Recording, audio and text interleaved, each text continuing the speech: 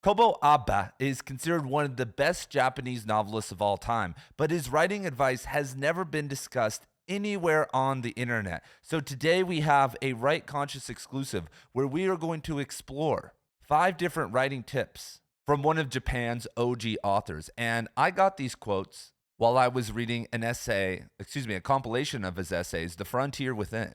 And I started looking through that because his novel, The Woman with the Dunes, kind of rattled me a little bit. I read it years ago, but I think about that novel once a month.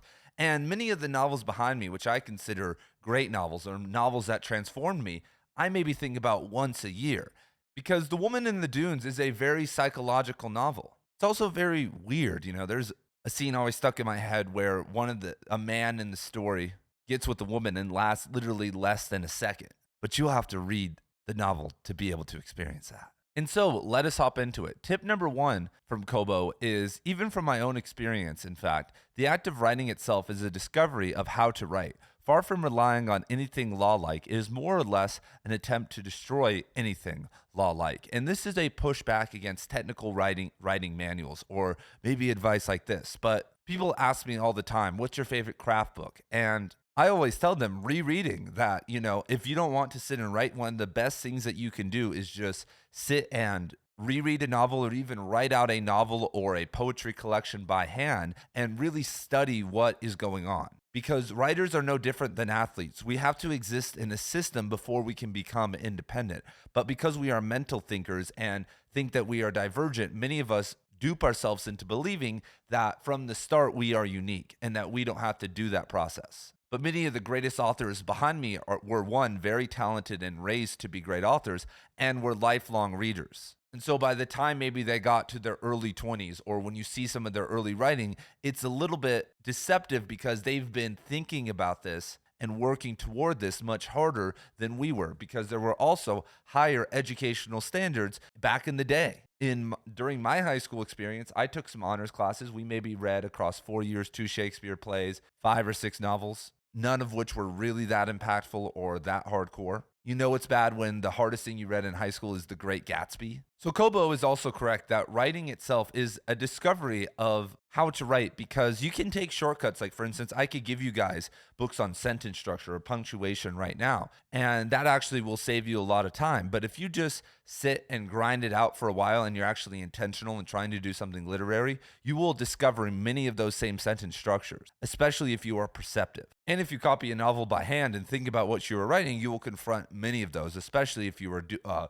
reading a skilled author. So, quote, tip number 2 is, quote, those who seek techniques strictly from the standpoint of the what are as if searching for ways to play ball without a ball, while those who seek techniques strictly from the standpoint of the how appear to be figuring out how to play with a ball from a pitcher. And this is Abe saying that you shouldn't approach writing logically, that you shouldn't be sitting there and trying to figure out how to extract something from reality and using no intuition, turn it into this technical masterpiece in your novel. And this is what many people do.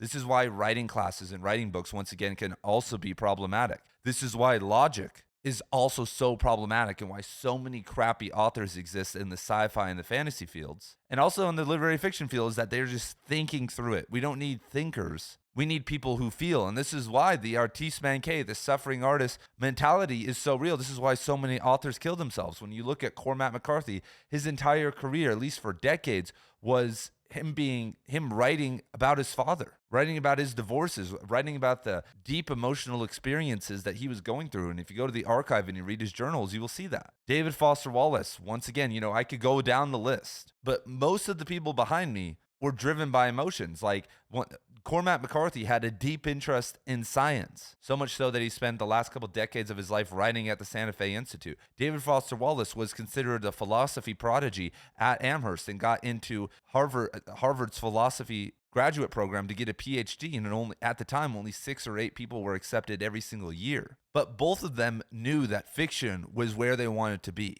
And so during their revision later on, that's when they used their deep logic to create the masterpieces we talk about today. Because I've read the first draft of Outer Dark by Cormac McCarthy, and it's absolutely trash, you guys. There was nothing logical involved in that at all. I've read early drafts of David Foster Wallace's books and essays.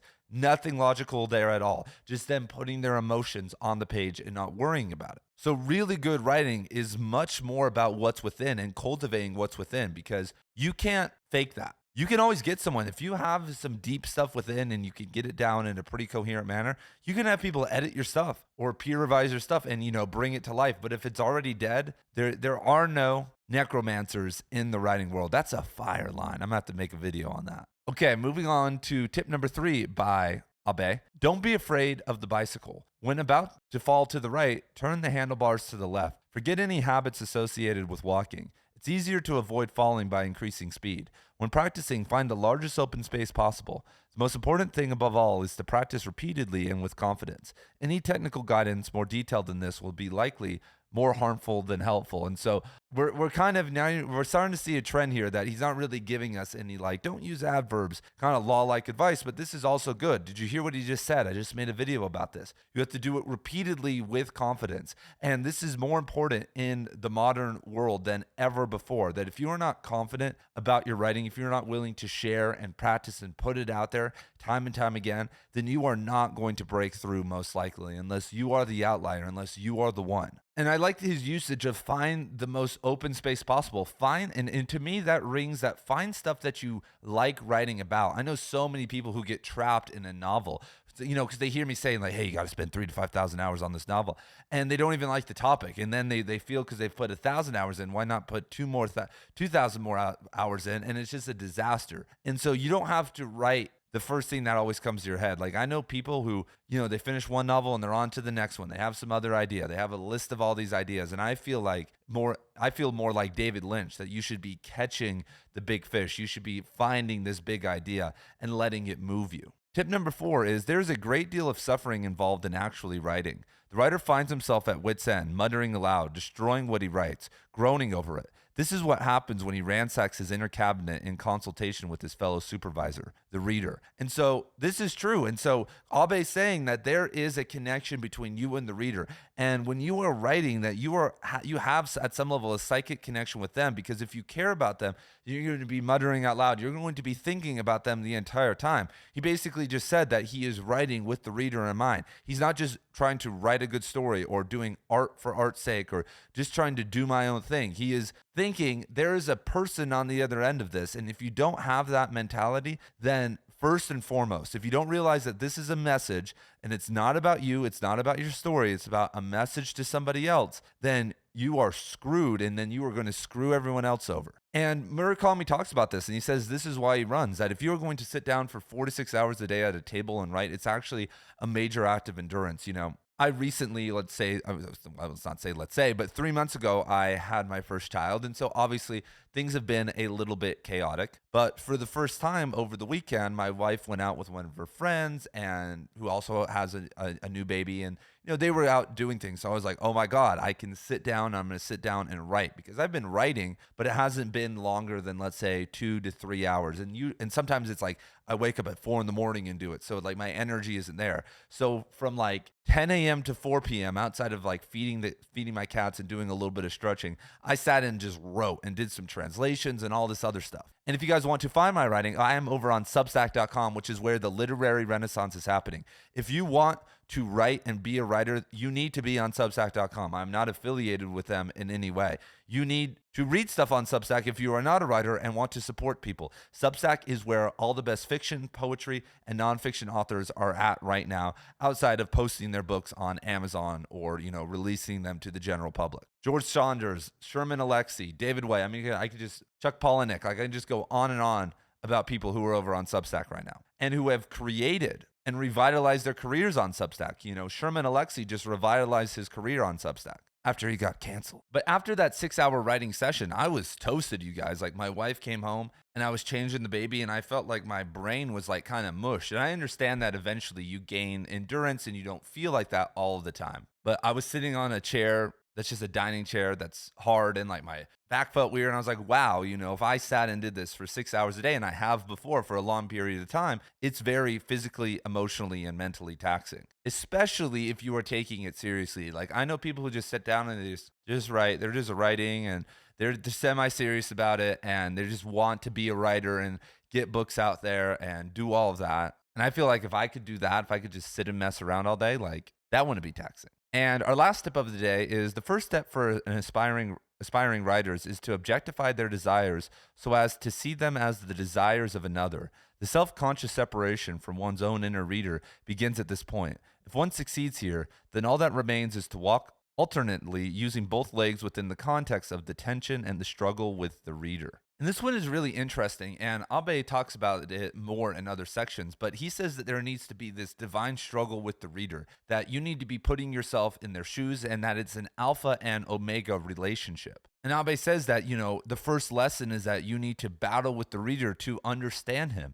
And so this is very almost like business 101, like get to know your avatar. But I talk about this a lot too. Like, I don't understand why people are writing novels and not understanding and not knowing at a very deep level who they're writing that novel for. And people have these vague, ambiguous answers like, I'm writing my novel for me, like the novel I'd like to read, which is once again just like narcissism. Like, no, wait, like who actually would want to read this? A couple other quick quotes I want to talk about from Abe is that he says that writers always start off as readers, and that no writer has ever become a writer just from reading the books that they read in school, that you have to first read very widely before you can become a writer. I agree. And this isn't a problem for people who are watching videos like this, because this is a booktube channel. Also, we talk about writing plus reading. And if you're watching a meta video like this, then you obviously read. But there is actually a class of writers out there, and I've met so many that just don't read, that have read books before. You ask them, like, what's your favorite book? And they say The Great Gatsby. I remember one of my professors, Joe Milan Jr., who has published a novel with Macmillan a couple years ago. We were critiquing some kid's work, and then he was like, well, what's your favorite book? Like, we were trying to help him, and the guy said The Great Gatsby, and he was like, no, like, what's your favorite book? Like, please don't just say that. And they sat and had a dialogue for 3 minutes where Joe was trying to extract any other answer out of him, which I honestly thought was hilarious. And his last piece of writing advice is what I talk about on this channel all the time, that fiction must change the soul and help the reader furnish a new conclusion on reality. It must change our soul. It's not just about telling a great story. All great stories were soul changers. When you look at Star Wars, you know why people like Star Wars? Because they like to see themselves as Luke. They like to see themselves as someone who could do something. They like a story like that can show them that there's more potential. That many of us have decided to just be farmers on Tatooine. Like, we didn't go anywhere. We just said, yeah, I'm just gonna sit and farm for the next couple decades. It's fine. Pilot school, whatever. Same with Lord of the Rings. Like, Lord of the Rings isn't just a good story. There is deep messaging on Catholicism and morality and a ton of other stuff in there. And when you look back at all the oral tales and many of the greats behind me, there are deep lessons within it. They're very important to remember. And if you look at Shakespeare, most of his works, and especially his best works like Macbeth and others, have really transformative stuff in there. And so that is what you need if you are going to become great, everyone. You are going to need to not worry about yourself, grapple with your reader, practice, be ready to suffer, and then be ready to change people's perceptions. And if you do that, then you have my support and you are a part of the literary renaissance. I will see each and every one of you in the next video, and have a great day.